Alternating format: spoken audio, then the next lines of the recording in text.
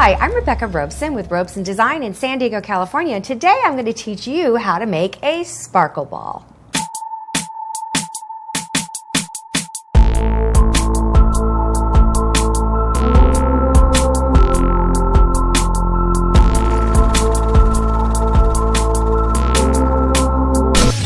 Here's what I used. A string of lights, and these are 50 lights.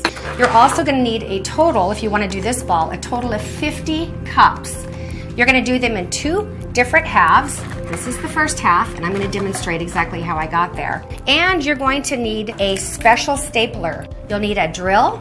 You can have an electric one or a battery-operated one, and you're going to have to get a drill bit that matches the same size as your actual Christmas lights that you used. And you're going to need a few clothespins, and that makes it easy. You must have 9-ounce solo cups in the soft version so that you can drill your hole through it. I bought a bunch of different sizes and found out the hard way it was impossible. 9-ounce solo. Also, be sure to plug them in first before you start to use them, because I'd hate for you to go to all this work and them not turn on and then be completely frustrated. So make sure they work first and you're ready to begin. Now the key to drilling your cups is to do them in groups of 8 to 10 at a time. Make your holes through the center of each cup, and you should probably double check to make sure that they're wide enough for your lights. I separated my cups in a stack of 12, 9, and 4. That's what you're going to need. Starting with 12 cups, we're going to make our first ring. And now we're ready to start stapling. This stapler is amazing, and the reason you need this one is because the neck here is long enough to go all the way down in the cup. Otherwise, it's going to be a very, very long, tedious process. This is made by Arrow, and it's called the P35. I ordered it online. Using your trusty stapler, staple your cups together one by one. It's important that you place your staples as close to the bottom of the cup as possible. This will give you the most flexibility, which I'm going to show you why that's important later.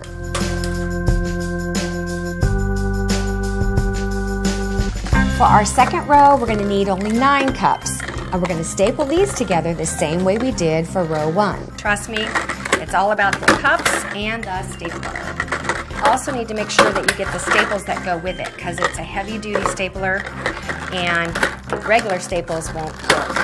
On this one, you're going to see it's a little tighter, and what it does is it causes the ring not to go flat like this, but to kind of turn in, which is exactly what we want it to do. This is the cool part. Look how that fits in there. Now this is where the clothespins come in. And you just kind of clip it in about 3 or 4 different spots. This is to keep it in place so that as this thing sort of morphs into shape, it's where you want it. And then, rather than staple every single one, you're going to do like every other one-ish, because you want to have the flexibility of the cups right now to get your round shape. And then later you'll go back in and you will add more staples to make it secure. Pretty cool?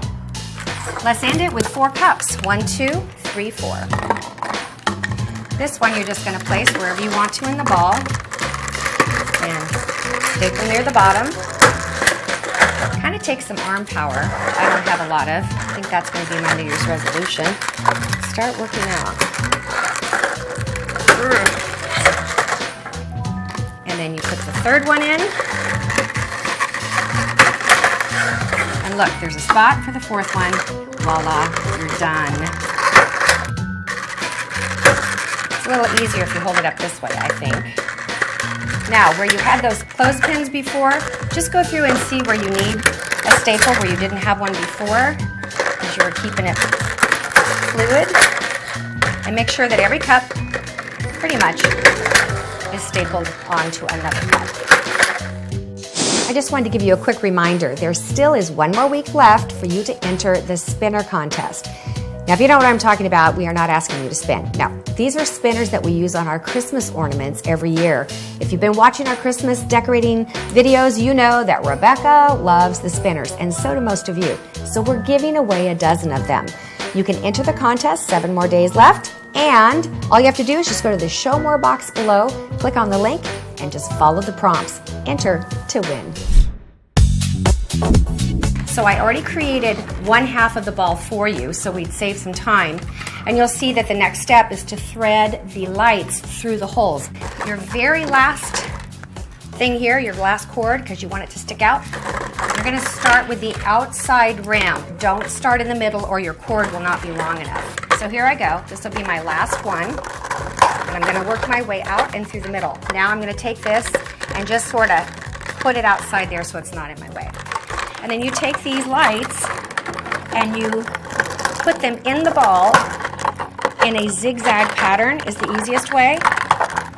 And it actually looks good too. Now I understand that you can use 100 lights if you prefer instead of 50. It just means you put 2 lights into each cup. The Sparkle Ball demonstration I think is one of the most fun projects to do, but let me just tell you this. I decided that I was going to make it my own. And to do that, well, I Robesonized it. Come back in a couple of days and you'll get to see the upscale version of the Sparkle Ball demonstration where I make it absolutely over the top amazing. We're almost finished with these lights and it gets a little bit harder as you get to the end, but because I kept the last remaining holes on the outside, this should be the easiest possible that it can be. Fish that last one through and there we go. Whoop. Pulled out a light bulb. If that happens, you just go back in, put your glasses on so you can see what the heck you're doing, and put the light bulb back in its spot. Remember, we got our cord out here and here, so they're right next to each other. That's awesome. I'm going to use our clothespins again, and I'm going to clothespin these to keep it in place, and then I'll secure all the extra staples that I need to use. It's actually a really fun project to do, so I highly recommend you do it. And as long as you get the right ingredients, it'll be easy. The last piece of the assembly process is to take both sides of the sphere and staple them together. All right, that's it. Last one. And we are, well, one more. Done.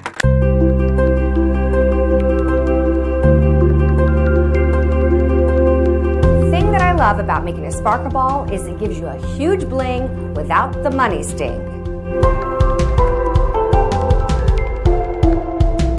Instead of hanging my sparkle ball, I decided to use it as an accessory.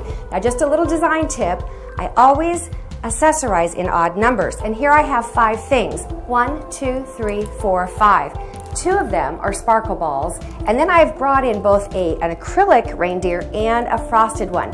The acrylic just picks up the light of the sparkle ball so well, and then I love this lamp with the brass on it, and if you'll notice very closely, just a little tiny thing, design thing, the Eiffel Tower is in that brass color too. I think it pulls it all together.